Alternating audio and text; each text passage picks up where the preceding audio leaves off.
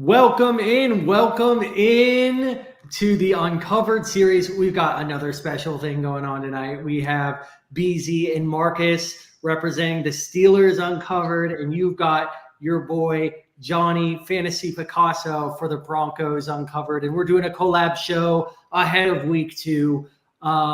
What's up, guys? How you doing tonight, BZ and Marcus? Good, Brady. I'm doing great. Yeah, we're 1-0. On to the next one. So can't not too much to complain about. It could always be worse. We could be the Browns. So. Yeah, cool. Absolutely, dude. It's gonna be fun. Excited to go into week 2 here and talk some football. Yeah, I mean, this is a fun matchup. Broncos are 0-1, but we were close enough. We played better. Really some solid things happening. Obviously, Bo Nix, week 1 rookie, tough game, but it's tough on the road. Yeah, on to week 2. So thank you for joining in. This is the Undroppables. Make sure you are commenting, liking, and subscribing. This is a live stream, so we will address those comments during the show. We are going to break down the Broncos and Steelers week 2 matchup, what we like from week 1, what to look out for with week 2. I'm going to roll the Broncos intro for you guys so you know what we're rocking with.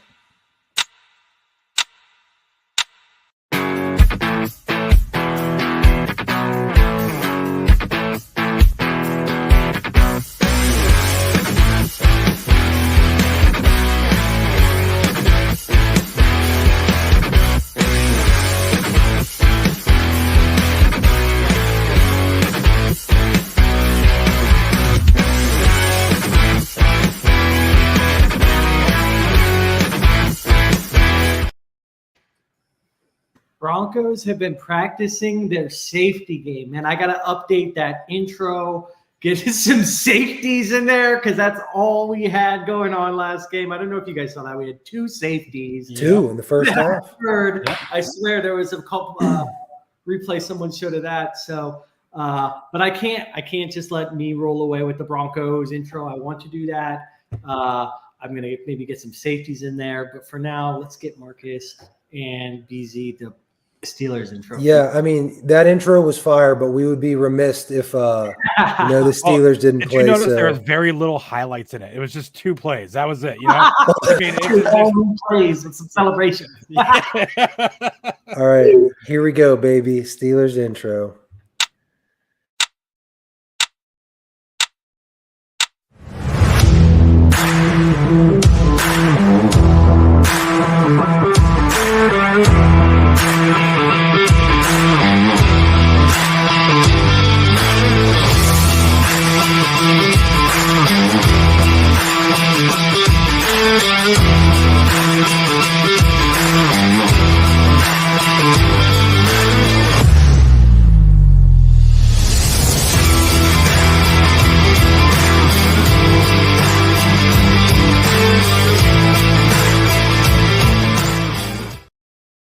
Okay, I got to give it to you guys. That was sick. Did you guys pick the music? Was that a collab that you guys picked that, or does it?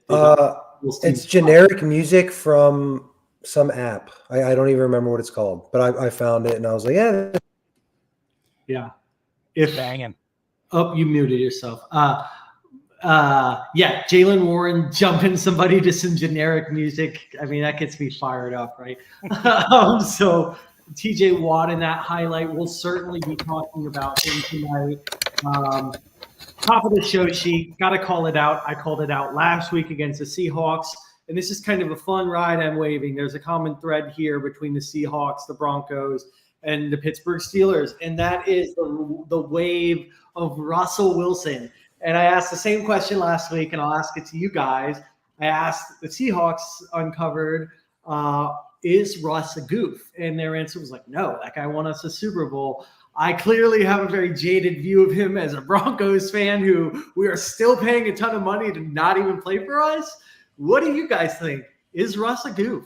Bees, you can go first. Go ahead. Yeah, you got it, man. So, personally, in some ways, when he was with the Seahawks and, he was a QB1. I mean, he really did elevate that team. He elevated receivers, running back, that whole offense rolled through him. So, now that he's in Pittsburgh, I feel like he's kind of off that horse. And, in a lot of ways, man, I feel like this is kind of intentional. I've always said Fields should always probably be the starter and see what they got working with him. And if they don't see it, they can just shift to Russell, but they don't need to worry about Russell getting paid this big paycheck because the Broncos are covering it all. So they could just let him sit on the bench. He could collect $30-something million and they could see what they got with Fields. So I kind of feel like that's what's kind of going on right now. Yeah. Yeah, in terms of his personality, I think he's definitely a little bit on the odd side. You see the Subway commercials, the Mr. Unlimited nickname, like he's kind of corny, like he is. But truly, I don't think he's faking it. I honestly think like that's just part of his personality. But to separate kind of that from the field, I do think he shows some good leadership qualities. He's in the latter stages of his career. Kind of came here looking for a fresh start. I know he's competitive because like you can see it, he won a Super Bowl. He was at the pinnacle of the position for a good 3 to 4 years when he was in Seattle. Things are different now. I mean, you can tell he's frustrated not playing with that kind of lingering calf issue. But for the question itself, is he a goof? 1,000%. Just turn on the Subway commercial is all you need to see. I don't know if I've seen it. So now, I mean, is it a Pittsburgh thing? Nope. No, he wasn't. No. Just do yourself a favor when we're done. It's called the Danger Witch. He's promoting this sandwich. It's all you need. All you need to know. That's all you need to know. That's all you need to know. As a chef, I'm scared. It doesn't make me feel good. Well, BZ, you brought up a good point about like, you wanted to see what they're rocking with Fields. I think the whole world kind of does, especially the fantasy football world of like, this is a guy who showed some promise with his legs. If he could put it all together, he'd be a really fun player to watch. What did you guys see in week 1? Do you think he's the guy? Do you want me to go, Bees? Or go ahead, buddy. Yeah, go ahead. You go first. Yeah, so I thought he did some things well. What was really nice and refreshing is that he used his legs in a timely way, meaning it'd be 1st and 10, they play action pass, nothing open. He would just steal you 6 yards. It's like, wow, like it was a broken play and now it's 2nd and 4. Like those are things that don't necessarily show up in the stat sheet that were super valuable in terms of sustaining drives. I thought when they called shots down the field, he was able to execute twice to Pickens, which were big plays. One was right before the half, which stole him a field goal to go down 10-9 at half. So I thought he did some good things, but obviously the big one glaring negative is that they did not score a touchdown.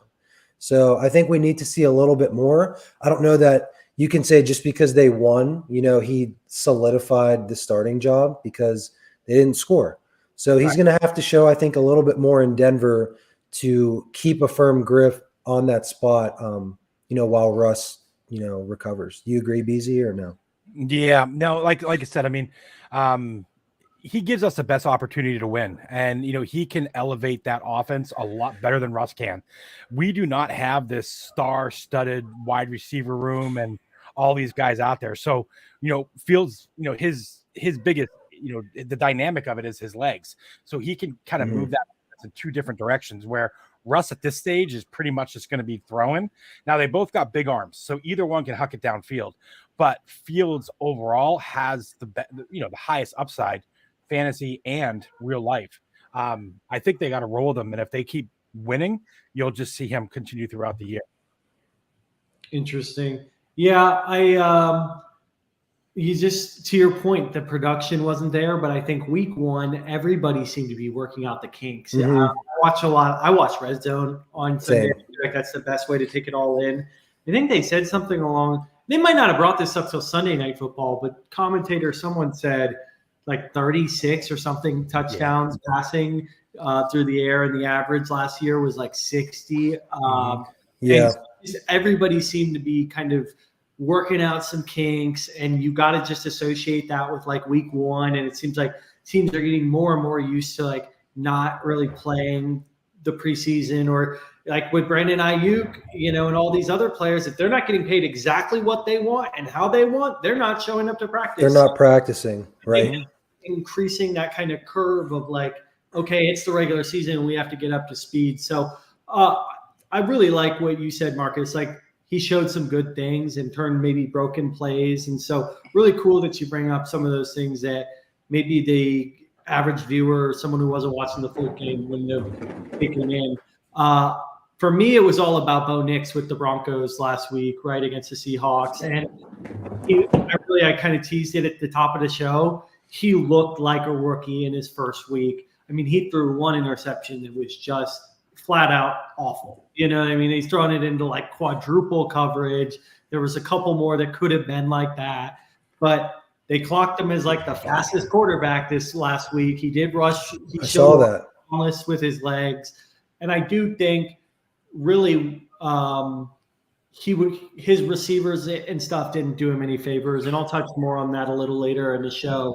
But overall, you're willing to accept what he put on film the first week and realize that he probably wasn't the most part of our team. So anyways, I thought that was fun to kind of talk through the quarterback situations. I'd love to hear, do you guys, what were some of your positive takeaways from week one versus Atlanta outside of Justin Fields and kind of that scenario? Go ahead, Bees. I'll follow up. Yeah, just to swing back real quick, Bo Nix, I mean, he didn't look bad. He threw over 40 passes. Rookie throwing over 40 passes and, only having he had 2 interceptions, but, he looked like Huey was in college. Quick, short passes, get it out quick. He's going to develop well. He's got moxie, right? He was fired up. He had that energy. So love the kid for the future, and I'm all about him. Cool.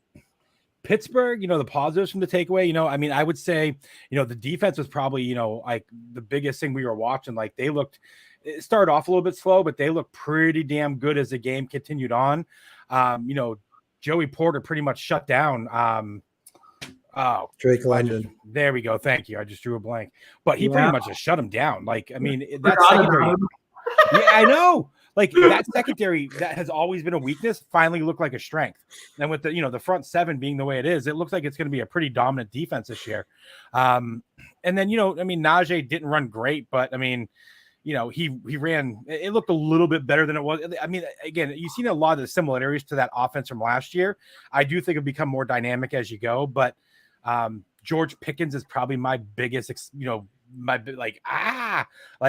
you got an alpha. He played so well. He's out there. He's playing against top coverage. He's doing his thing. He made some big plays. So super excited for him moving forward. All in all, not a bad week one. Yeah, always nice to get the win. A couple big takeaways. One, the defense I thought was outstanding, and truly they should have only given up 3 points because I don't care what anyone says. TJ Watt was not offsides on that play, which was a strip sack and a turnover. And they scored on the next play. So really they should have given up only 3 points to a team that everyone was super excited about, saying, Falcons got a new offensive coordinator, a quarterback that can throw all these Falcons weapons, blah, blah, blah, and they made them look pretty pedestrian. So that was encouraging to see. And then I also thought that, while the result wasn't super different from last year offensively, meaning like they didn't score a ton of points, they didn't score a touchdown, overall yardage wasn't fantastic, but it just looked and felt different from a schematic standpoint, meaning Arthur Smith, he knew what he wanted to do. He called plays off each other. When he dialed up the shots down the field, they worked because they were set up properly, which is something that this offense had been missing with Matt Canada as offensive coordinator the last 2 years. So, I'm not going to say that, they look like a Super Bowl winning team. They definitely have a lot of holes, but definitely some encouraging things with a lot of change in Pittsburgh this past offseason.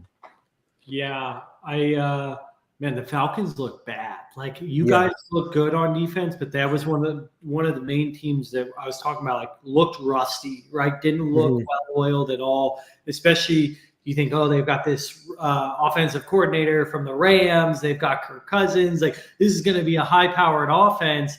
And, I mean, holy crap. That was one of the things that I think is my early takeaway. There's no way if he doesn't stay healthy or if he stays healthy that TJ Watt's not going to be the defensive player of the year. I mean, that guy is an absolute menace out there. So I thought there was certainly some good things to see from you all. For the Broncos, it was about like this is this is a little thing, but one of the things we struggled with was getting wide receiver separation. And I have this guy, Devon Vele, I've been kind of hyping up because the second I heard that they said that this guy's quote unquote more pro ready than Troy Franklin, I always just think that's interesting. You've got a 7th rounder and a 4th rounder taken in the same draft, and one's playing 60% of the snaps in week 1, and the other's is inactive, you know? Right. And so, Melee for Vele, that's my new slogan. I'm coining it right here on this show, live. Love it. So I Melee for Vele, baby. I like what I saw from him. And again, our defense looked solid too. We don't have a JJ Watt per se, but Surtain certainly clamped Metcalf for the most part. 2 sacks, 2 safeties. Those safeties, one was a hold in the end zone that probably would have been a sack. So, and then I think it's also important to call out, like, I think any good team, you've got a couple good cornerbacks to really lock down some top-end wide receivers. We have Patrick Surtain, but then Riley Moss showed a lot too. White boy cornerback from Iowa. Yeah. Athletic, and looked the part of a solid corner opposite Surtain. So really excited about that. And then just to circle back on Bo Nix quickly, I do think he got better as the game went on. And to Beezy's point, showed some resilience, showed some moxie. So really like that. I do want to touch on some areas that maybe we could have improved on, but I would love to hear, some from you guys and your thoughts on the Steelers. One of the things that I wanted to pose to you guys, and just generally the question at large, is what do you guys think you guys could improve on in week 2? But I'll kind of add a little additional nugget in there. Like, what about Jaylen Warren, right? You mentioned BZ, you said he was struggling, or Najee looked all right? Do you guys want to see more Jaylen Warren in the mix going forward? And where do you guys think you can improve going into week 2? Yeah, I do think he'll get more touches. He did miss a few weeks in the tail end of the preseason with a hamstring injury.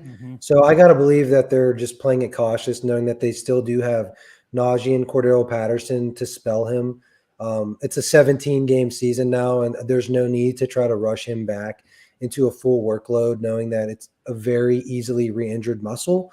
So I think that had more to do with it than anything else, just knowing that they have capable guys in the backfield on top of him. So I truly think they just didn't want to give him too much of a workload right off the bat.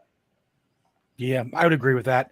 Cordell Patterson is a vet that, Arthur Smith knows, and it's a pretty easy transition for him. So it made sense, right? Warren's the most explosive running back in that backfield. He's the best pass catcher out of there. So he'll eventually work his way like he did last year. The cream will start to rise.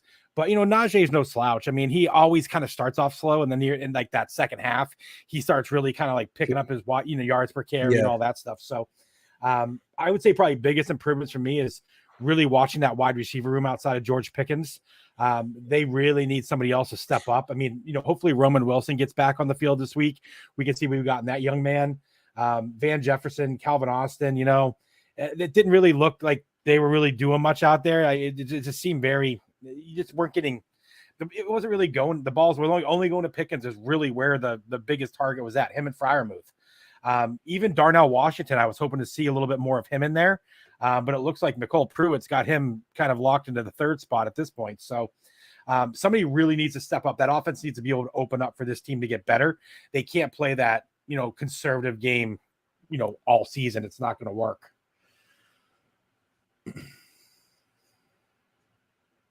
Yeah, I think that's like what I kind of noticed, and I think I threw it in the show sheet, and you kind of touched on it there, BZ, was like, I saw a graphic around Justin Fields' spray chart passing, and it looked like me throwing darts at the local bar, just like right there. You know what I mean? And so it sounds like the answer is a resounding yes to the question I put on the show sheet, which is, do they need to attack downfield more, right? You want to see another receiver emerge. Roman Wilson's got certainly some prowess as a potential deep threat there. So, yeah, I think that's what I still need to see from Justin Fields, to be honest with you guys. And that's where I think maybe you get excited about a Russell Wilson was at one point with Seattle. He had like this awesome deep ball, right? And Oh yeah, a lot of teams, the moon ball, the Russ moon ball. dude. Yeah, the way he get that arc on it. I mean, again, we're sitting here like clinging on to, you know what I mean, grasping at straws for someone who used to be. We could both use a bona fide superstar quarterback, both of our teams, right? And so whether that's Justin Fields for you guys or Russ, and Bo Nix for us. But again, I'll go back to where I think some of the improvement areas for the Broncos were, and I touched on it. When you think about the defense, looked great. Like I really can't poke holes in it. The score should have been a lot higher than it was because we were putting them in unfavorable positions, like and situations that were favorable for the offense. Just every single drive that they had the ball, essentially, it felt like that. Like we were constantly putting the defense on their heels, and they really responded well. But on offense, we were just not getting good separation either. Like you look at some of the stats that came out around how our average separation per receiver was, and Vele was by far the best in that metric, where guys like Reynolds and Sutton were just struggling to separate. And it's not just like hocus pocus analytics. Like you look at the tape and you can see he's trying to throw it into guys who are great. And so that's something I'd look out for in week 2 as a potential area to see if, you know, whether it's starting a Troy Franklin, whether it's starting to roll with Marvin Mims, who played like only a handful of snaps last game. These guys have some juice. We traded up to get Marvin Mims, and we're doghousing him. And he's probably got the most juice on that wide receiver in that room. So I think we need to work on the wide receiver separation to give Nix a better chance. And I think we need to be better with ball security. 2 interceptions and a fumble is not going to cut it. And I'm really shitting it because we got to play you guys, and TJ Watt's going to certainly show this guy what a strip sack looks like. So kind of shifting into that's week 1 and what is going to be. I'm teasing at it now with the week 2 themes. I think there's going to be 2 really great defenses. Talk to me. I've already probably taken all the air out of your sail on this one. Hype me up a little more on TJ Watt and what you saw from him, guys. Yeah, I mean, obviously I'm a little bit biased, but I think he's the best defensive player in football. And I'm just going to get mad if I talk about it a lot. So I'm just going to say a couple quick things and pass it to Beezy. But the fact that he didn't win Defensive Player of the Year last year is a complete joke. Like if I hear the phrase like pass rush win rate or like double team percentage, if you're using that in your argument for that award, you're trying too hard. And like it was just such a frustrating way for him to lose that I don't know. I mean, he's obviously mad about it. You can tell by the way he plays. Like if you watched it all, I know BZ, you watched some of the week 1 game. Like that dude is out for blood. And I think this year, if he stays healthy, he's going to slam the door shut on that award and make it no doubt that he is coming for that award. But no, Johnny, just since you don't watch them all the time, he's so much fun to watch every week. It's just like truly the things he does from just he's so good at getting the ball out, and he gets interceptions. He had multiple interceptions. Like he truly just does it all from an edge rusher spot, and it's pretty fun to watch. He's the heart of that defense. You know, when they need a play, he's the guy they're looking to make it happen. So everything you said is 100% spot on. Like I really don't have much to add. He's you know, a top 3 dominant defensive player in the league right now. He can shift the games for you, you know. So love Watt. He's going for the Defensive Player of the Year award. Yeah, I mean, and again, just everybody knows the guy at this point, but I mean, just something to really watch closely is how we develop an entire game plan to try and stymie him a little bit, right? I do think he's gonna be the guy who gets a strip sack against rookie Bo Nix. Like it's just, I hate to say it, but it's just we had Von Miller, and I know what it's like. Yeah, it's very similar. Yeah, right. An absolute menace. So I think that's fun. definitely something to watch on your guys' side. I think on defense for us, it's just how maybe we'll get out and hunt a little bit, right? I think Fields seems to hold the ball a little bit. I'd love to see us get some pressure.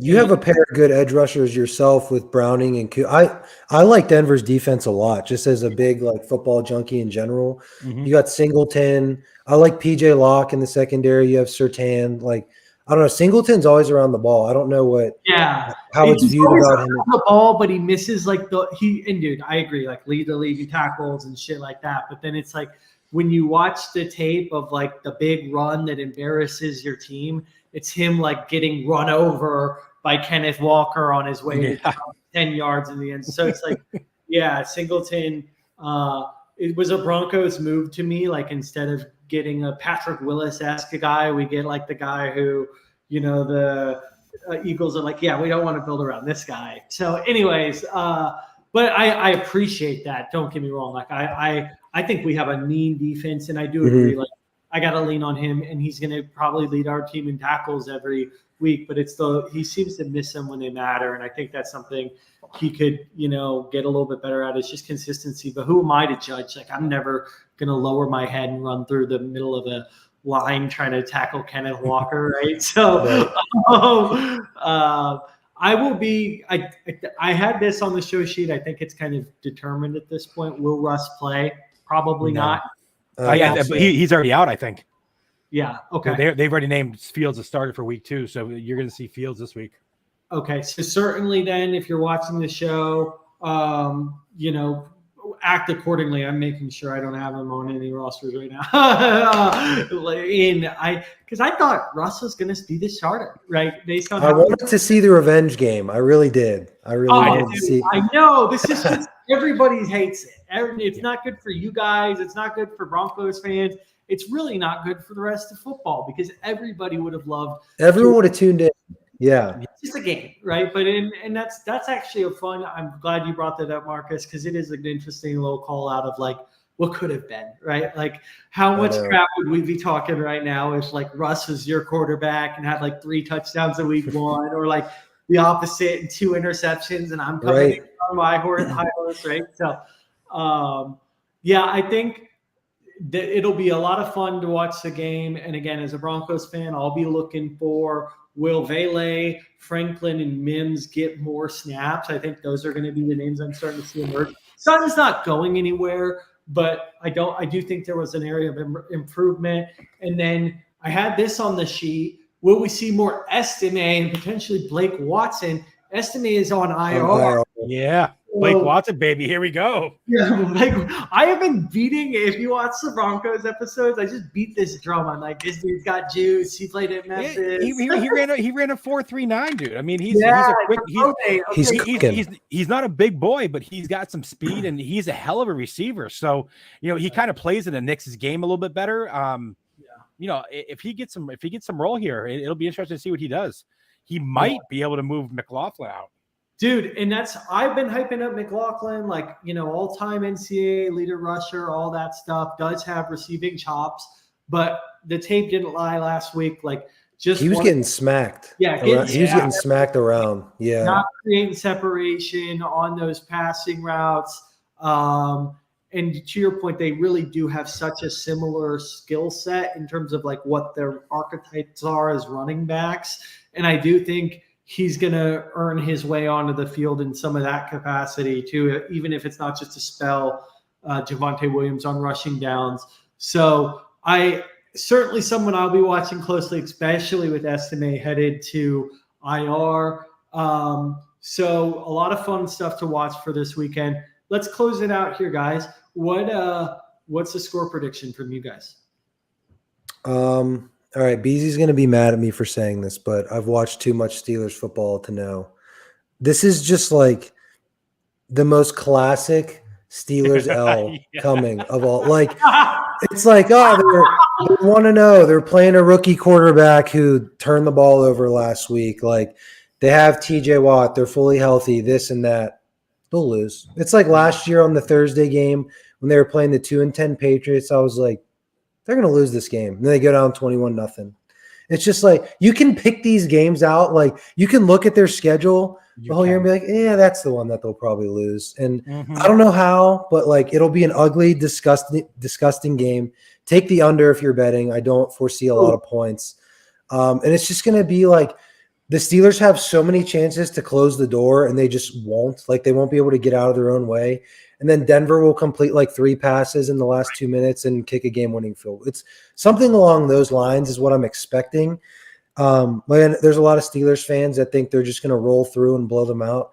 I don't think the Steelers have blown out a team since that Thursday night game against the Panthers when Big Ben, Juju, and AB had like 400 yards of offense. Like they don't blow teams out anymore. Distant memory. So, yeah, right. So score prediction, I'll go something weird like 19-16 or something. Like it'll be like tied. And then they'll kick a game-winning field goal. So I'm picking Denver, actually. That's sick. I did not expect this because I'm just the asshole who knows his team sucks. So I just go in every game, every time to one of these score predictions. I'm like, I'm winning. I really don't win. I've seen it too many times, and like I'm not. That's what I think is going to happen. They should win. They absolutely should win, but they just won't for some reason. I'll be pissed on Monday. Okay, Marcus says 1916. BZ, what you got? So, I'm going to be a little bit more optimistic because I don't have to be at this point. Yeah. I mean, as much as that just hurt my soul, and now I'm like getting flashbacks. Like, I'm going to go. It's been that long. Pittsburgh Steelers 24, Denver Ponies 14. That's what we're going to go with. Okay, that's what we're going to. That's we're going to have 2 rushing touchdowns by Fields. We're also going to see 2 rushing touchdowns by Bo Nix. Ooh. So yeah, let's get a little excited. Let's get crazy today. It's going to be a rushing quarterback feast because let's just be honest. We just talked about how the receivers they can't separate and do anything. So these quarterbacks are going to have to use their feet if this game is going to be interesting. So let's go. Right. Our A dots between the two of our teams look like the price of gas. It's like 6 yards, dude, between the both quarterbacks. I'm like, it's a dink and dunk, dude. That's crazy. Okay, so Marcus or BZ has 24-14. Marcus has 19-16. I like how you said weird score. I have 17-16 because I have us winning. And to your point, 9-16 is kind of weird. It's 1 touchdown and 3 field goals, right? But that just sounds kind of like Justin Fields-esque if they can't put together a better game. To your point, I think we can string out 2 touchdowns somehow in a field goal. I don't think we did that last week against Seattle, who I think is a very formidable team, and they probably should have hung more on us than they did, right? I think you'll see Seattle look actually pretty good this year. And that's what I'll look back and be like, hey, we didn't look too bad against them. But yeah, 17-16 for me. I appreciate you, Marcus, giving some love. What do we see here? Great coaching face-off. I'll take the Steelers 24-17. It is a good coaching match. Oh, and you know what, too? By the way, we've been talking about dink and dunk. Watch it being air raid. Watch it be like bombs at Calvin Austin. That'd be hilarious. Pickens, and then Marvin Mims lights it up, and watch it be an air raid game, and we all just are like, what the hell just happened? Yeah, right. Right? Yeah, I mean, make me eat my words. Sometimes you have to put this stuff out into the ether, like some Marvin Mims action, man. I just want, my dynasty shares are dying right now. Give me a Mims bomb, 75 yards over the top. Give me one. You said do it to my team. Yeah. I don't care. I need me again. Go ahead. Well, hey, you guys were fun. Thanks for not beating up on me. Two Steelers fans, 1 Broncos fan, and we kept it amicable the whole time, right? Kept it professional. I'm going to show you guys some love. We're going to roll the Just the Steelers outro this time. Wow. Yeah, last week I was getting a little chippy with the Seahawks guys, and I just rolled the Broncos one and then hit end on the stream. So I'm going to show you guys. You're reverse karmaing yourself. I love it. Well, what if I said all this and that I still rolled the Broncos outro? I'm not going to do that, but I just wanted to throw that out there. Thank you guys for being great co-hosts. Guys, if you watch and you like the show, like, comment, and subscribe. And we want to see your comments and see what you guys have to say about the show. What were some of your favorite parts? What are some of your thoughts on some of the questions that we talked through? So, Marcus, Beasy, close out with me. Anything you guys want to shout, where these guys can find you, follow you? Yeah, on X or Twitter X, name's right under my face here, MD Gailey, part of the Undroppables Network. I, along with BZ, co-host the Steelers Uncovered series on YouTube and Twitter, and then I also have an injury show called Unavailable, which is also streamed through the Undroppables Twitter and YouTube as well. It's a great show. Get some information on those injuries and stuff like that. Thanks, Bees. Chef Jay Beasy, I'm an OG with the Undroppables. I just kind of hang out with you guys now. I don't really do much content outside of it just because I'm so busy with some other stuff. But hopefully next year we'll be coming back with some new stuff. So cool. Well, yeah, you guys, one thing I'll say, you guys clearly know ball. And it was fun hosting with you guys, and viewers, we hope you got something out of this and you're as excited for week 2 as we are. So with that being said, we'll see you later. Peace out, guys. See you.